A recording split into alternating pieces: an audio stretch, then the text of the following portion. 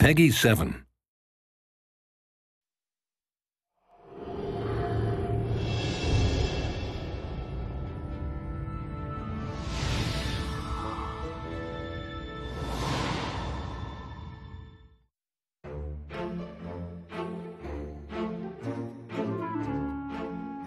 The idea for the mashup of visual styles, it came right out of the core concept for the game. Once you start throwing things together from 80 years of history, you're going to have stylistic inconsistencies. Once you've got a mashup from a thematic standpoint, it didn't take a super genius to say, hey, let's do that visually too. We have about 5 different art styles in the game. There is that inspired by feature films, classical, beautiful look. There is the short subject look in the 2D platforming sections. But we also have CGI, intro and endgame, really, computer rendered graphics. A lot of our storytelling moments are told in a style that looks like storyboards or concept art brought to life. There are all these different styles coming together, but in a game that's supposed to be a mashup of 80 years of Disney history, why shouldn't the art style be a mashup too? It took us a little bit to get our head wrapped around, how we wanted to mash up some of these inspirations, the Haunted Mansion from every different park, as well as, the Lonesome Ghost cartoons. How do those fit together? Different animators from different periods animated differently. So we had an interesting challenge of how to merge all the different styles together. Stylistically, you can figure that out, but from a game design standpoint, the characters that you're going to use and the mechanics and the gags from the old films and the rides, and how do you put these together in an interesting way that's going to keep the player pushing through to explore all of the little nooks and crannies to find out where those inspirations lie. I'm hoping people will accept that, because most games go for a consistent, style start to finish, and I very specifically didn't want to do that. I wanted to be inspired by a variety of Disney styles, because we had a variety of Disney styles to draw from.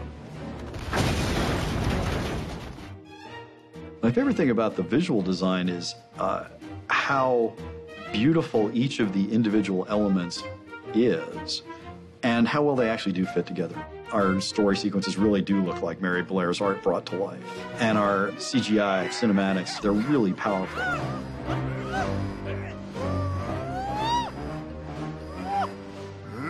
There's like these established sets of rules that people just accept when it comes to a game world. When you make a cartoon game world, all bets are off, because in cartoons, things don't do what everyone normally assumes they're going to do.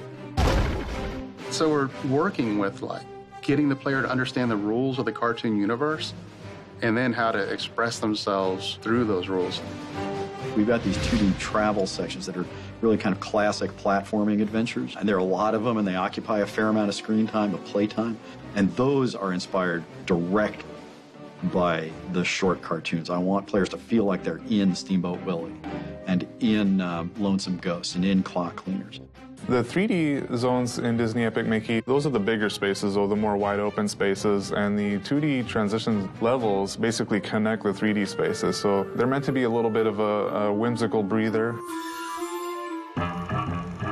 Those have a really cool animated style that works well in our kind of re-envisioning and revitalization of some of these characters. You're going to have black and white characters next to color characters.